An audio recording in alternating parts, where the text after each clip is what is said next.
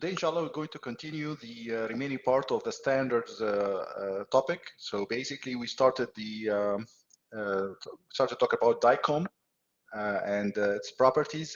Today, we're going to continue that and finish by talking about HL7 standard. So there's something called public tags and something called private tags in the Dicom standard. The public tags are meant to be the common tags that were internationally standardized by a committee. So basically, this is basically any Dicom file should have these common tags, these public tags, okay? So whenever a vendor uses a public tag, he has to abide by the standard regarding this particular tag, okay? When we talk about a tag, we're talking about a piece of information, basically, okay? So when I talk about, for example, site description, you talk about patient ID, patient birth date, whatever, all these things are public tags, okay? They are available to everybody. Everybody uses them the same way. So basically, these are kind of a standardized version of the information that is included in the Dicom file, okay? So basically, they are standardized by committee. This is the first property, and then it's likely to be found in all files, okay? Such public tags range from being common in every exam. It can be basically something like the patient ID or something like that. You have to include it in every exam, like patient name, date of birth, things of that sort. And some of them are actually kind of unique to specific modalities or specific examinations. For example, if you talk about pitch or scan width or slice thickness, these are very unique to the CT modality, okay? So basically, this is the pitch and the scan width are meant to be, they describe the spiral CT in particular, okay? So whenever you have a spiral CT scan, you will find them. If you don't have that, if you have another scan like an ultrasound scan, an MRI scan, you don't have them, okay? But they are standardized, okay? So public tags don't have to be in all files, but basically whenever they are used exactly the same way because they are standardized, okay? One unique thing about the public tags is that you have an even group number, okay? Even group number, basically, if you look at this here, you will have an even group number here, okay? So basically, I'm sorry, this is not the one, this one here, okay? This is a group number. This is the width of the width of the data itself. So basically, we're talking about when you look at the group number, you can actually deduce whether this tag is a public tag or a private tag, okay? So basically, this is the first block of numbers on each row, such as a 0008 or 0010. These are all even numbers. The private tags, on the other hand, they are differentiated from the public tags by their group numbers being odd numbers, okay? So basically, if you look at these, for example, okay, sometimes they don't really have a description, like a readable description like this here. Here, if you look at this, you can actually have a human readable description of that particular piece of information, okay? So here, it's actually, sometimes it's hidden, or it's not particularly, given in an explicit way, okay? But they are very clear that they are all, having an odd number, odd group number. So basically, you identify them by their group number. Such private tags, they might contain pieces of image information that are either unique to the equipment through which the image was acquired. So for example, if I'm working on a particular machine from a particular vendor, basically that particular vendor might actually use these private tags to put some proprietary information. So basically it contains some information that that particular vendor only can use for debugging or for collection of certain information about the scan itself, how it went, things of that sort. So basically they are not usable by the public, basically. Even if you are able to read them, basically you have the information here, you can read it. You can read the information, but actually it's very difficult to interpret what this information means because it's not, each tag is not standardized. So each vendor can use them in a different way, okay? So basically it might have unique information that is particular to a particular vendor, or it might contain some extra information or pieces of data provided beyond that. The ones that are available in public text to allow for more specialty use. So usually these are used like for research purposes. You can use them for collection of extra information by each vendor to sort of debug or basically collect some more information about how each scan went, things of that sort.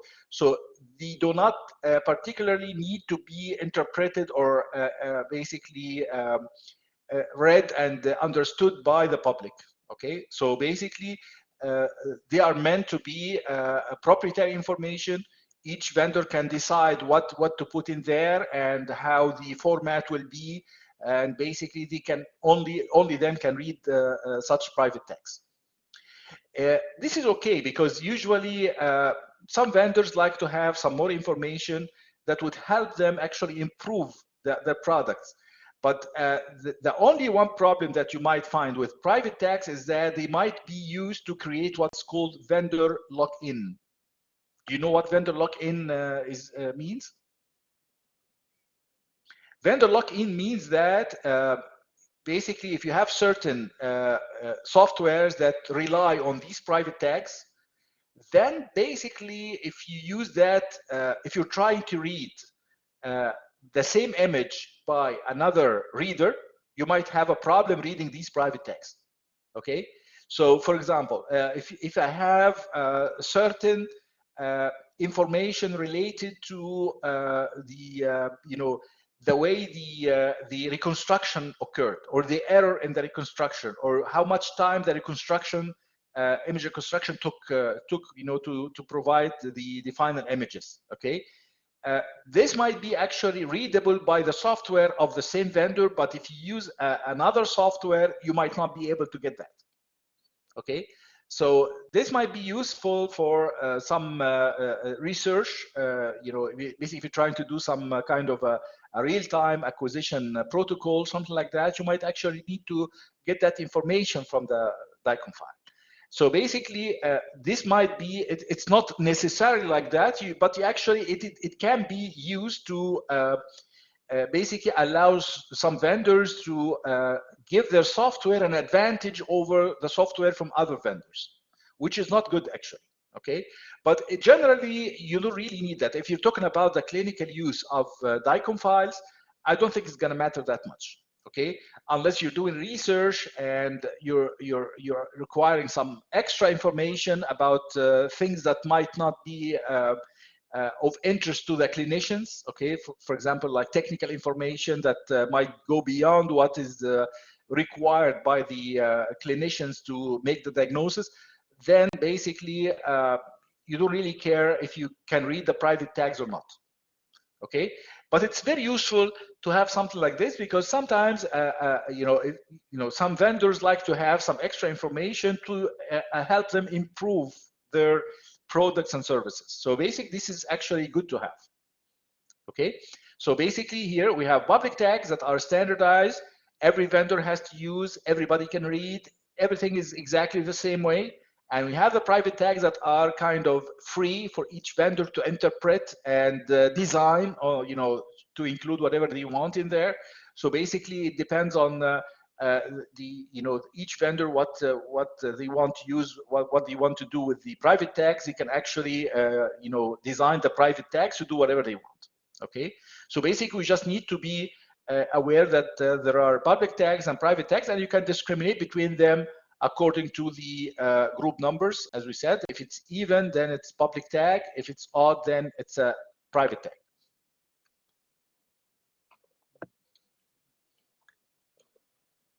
One very important part of the Dicom file is what's called photometric interpretation. Okay, sometimes we tend to think that all images are written exactly the same way. Okay, for example, if you have a grayscale image, we imagine that it's always from 0 to 255. Okay, this is not always the case. Okay, sometimes you can actually have color images.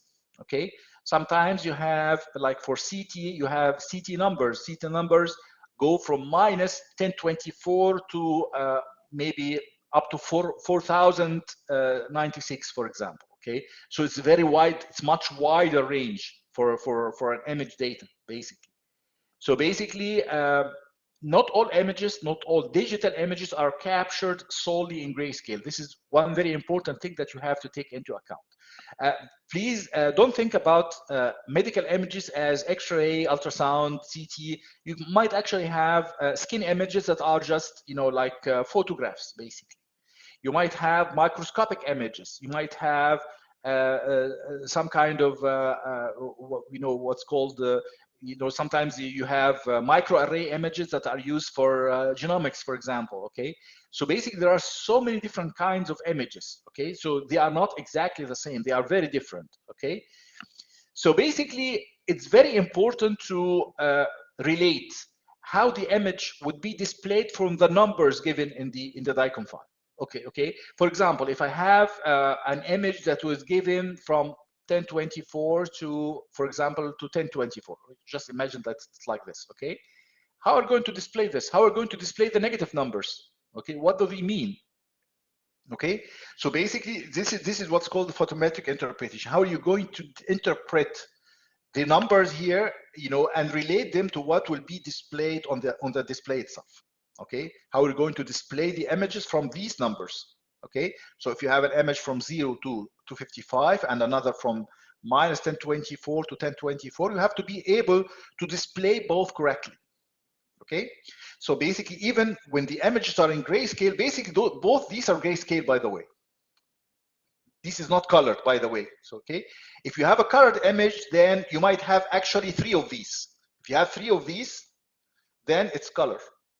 Okay, but actually for grayscale you might have very wide variations of the numbering systems used, or the range of information or the range of numbers that are used to describe the image. Okay, so even when the images are in grayscale, there is a question as to which way around grayscale is applied. Basically, this is another issue. Basically, if I have an image from 0 to 255, do you mean that this 0 is the black and this is the white, or the other way around?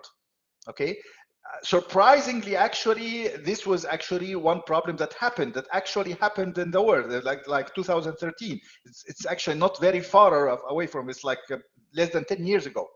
Okay, so basically, problem with the incorrect photometric interpretation, values were found with legacy computer radiography equipment images being displayed inverted. Okay, so basically it was found that the images were written with 0 meaning the white, and the 255 meaning the black. Okay, so basically this is the problem. Basically, you have to actually be able to learn about what each number of these means, or basically how to interpret the numbers that are given for a particular image. Okay, so basically there was an update. Basically, you might have basically can solve this problem by having an update to the original equipment so that it conforms to the standard, or basically the common way of interpreting things, as 0 as the lowest and the 255 as the highest.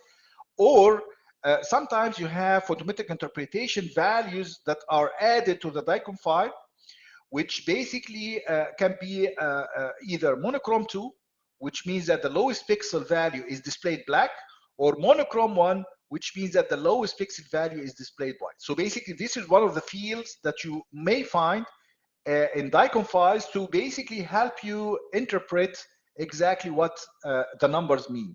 Okay, this actually goes also for the RGB, by the way. Okay, RGB, you have an RGB designator, meaning that the data you are given is color, not grayscale. So you have monochrome 1, monochrome 2, and RGB, and each one of them means a different thing. So basically, monochrome 1 is the opposite of monochrome 2. So if you have an image encoded in monochrome 2 and you display it as monochrome 1, it's going to be inverted. The black will be white and the white will be black. Okay, so the photometric interpretation Dicom tag is included in every image. This is one of the things that you have to include in every image to ensure correct display, which is really very important. Okay, so basic photometric interpretation means that how you're going to interpret the numbers that are given for a particular image. Basically, we said before that an image is an array of numbers, basically. Okay, you have a matrix with numbers in that matrix, and you need, in the photometric interpretation, you need to interpret these numbers in terms of how they're going to be displayed on the monitor.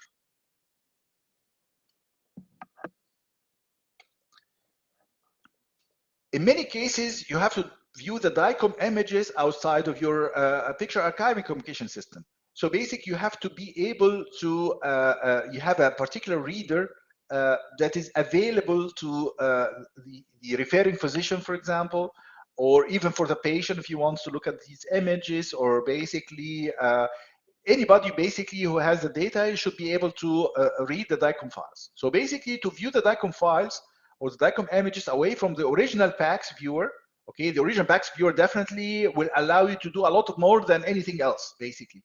As we said before, the PACS viewer on the PACS workstation basically allows not just the proper display of images, you can actually do manipulation of the images. You can filter the images, you can basically enhance the images, you can basically rotate the images, you can invert the images, you can magnify, you can do whatever you want, okay? But basically, we're talking about a simple way or a smaller version of that reading software that would be available to anybody who wants to look at the images. Like, for example, the referring physician. So basically, if you want to do that, there are dedicated programs that can be used to open files. One of them is like Osiris. Also, Dicom Works actually allow you to do that. The program that we talked about before, ImageJ, actually is one of the options that allows you to read the Dicom files. Usually, if you have a particular CD, as we said before, you can actually, if you refer, if the patient was referred to the hospital from a physician outside of the hospital, he needs to get the scans or the radiological images on a CD in a digital form so that he can display them and look for himself and ensure that whatever he reads in the report is basically is correctly interpreted by him. Okay, so basically, usually you have to have the images in addition to a viewer on the same CD. Okay, it's very important when you do that to remember that the Dicom files contain the patient demographics, and basically it has basic information, basically, which is one of the things that we talked about in EHR. You have to actually maintain the privacy of patient information. So basically, this is very important.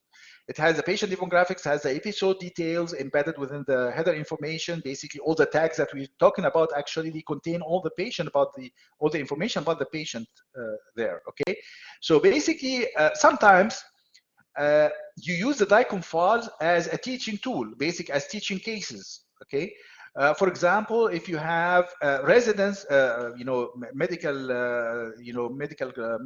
doctor residents, basically the basic medical doctor have to basically spend some time in the hospital like a resident before they can actually become actual doctors, basically. So they have to learn through previous cases, teaching cases. Okay. So in this case, you allow them to open a large database of images. Usually they are all Dicom images. But the problem with that is that the patient information is there. So it's very important to preserve the confidentiality basically of such information by erasing them from all these images from the teaching cases before they are provided to anonymous doctors to read. Okay. Basically, what we said before, it's very important to maintain accountability. Accountability means that whenever you release information related to the patient, it has to be basically you have to know exactly which doctor looked at which information. For teaching cases, it's very difficult to maintain that. Okay, so it's very important to remove all the private information, all the specific information that could identify the patient, and basically provide the images just for for the doctors to learn about the medical cases without knowing the patient information.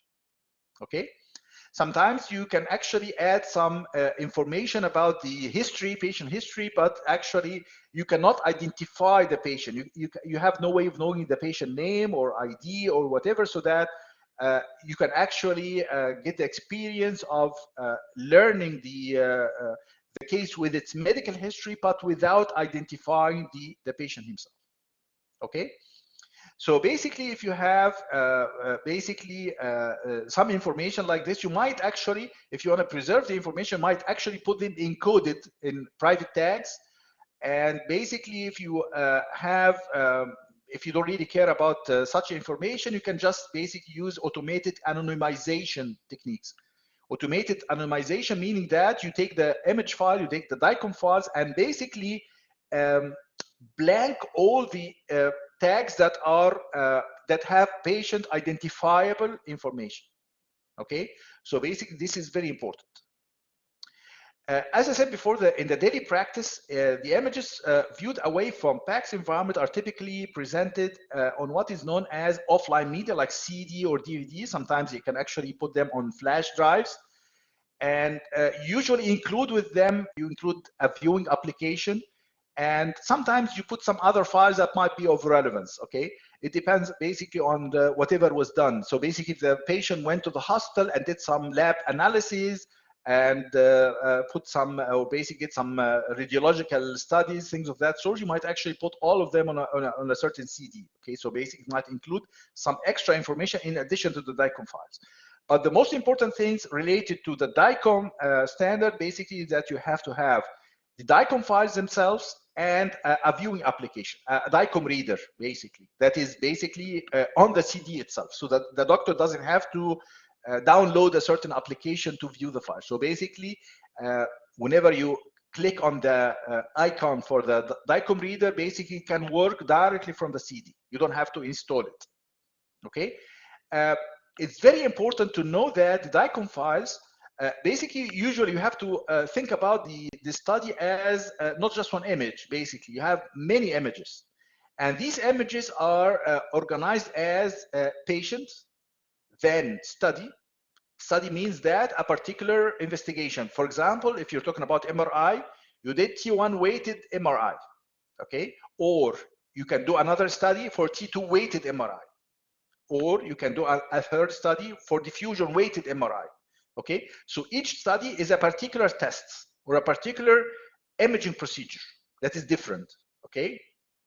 Whenever you do a certain study, you come up with an image series, okay? Series means that you might have, for each one of these studies, you might have multiple series, basically, okay? You might have, for example, you took images that are transverse images.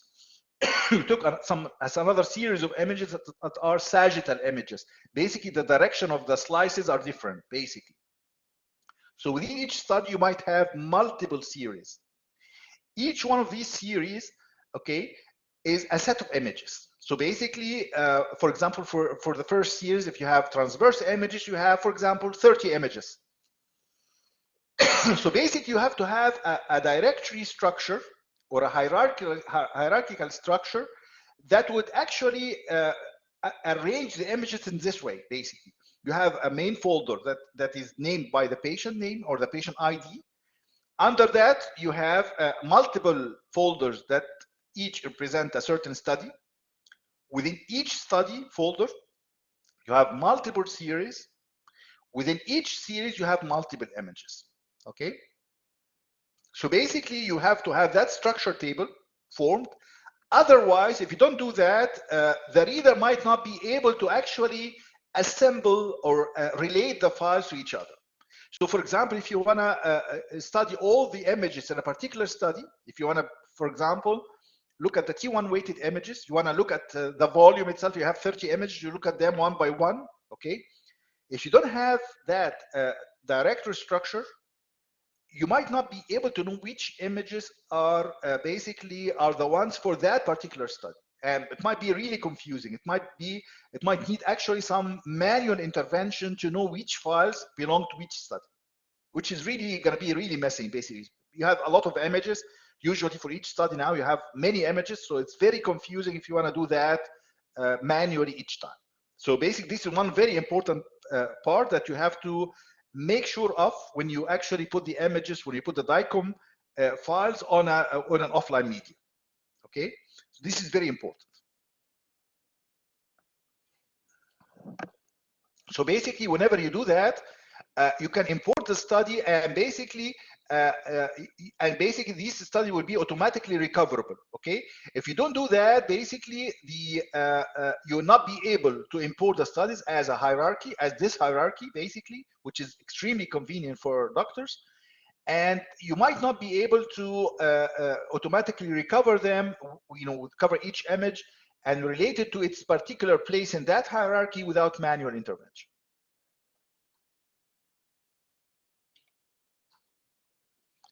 Okay,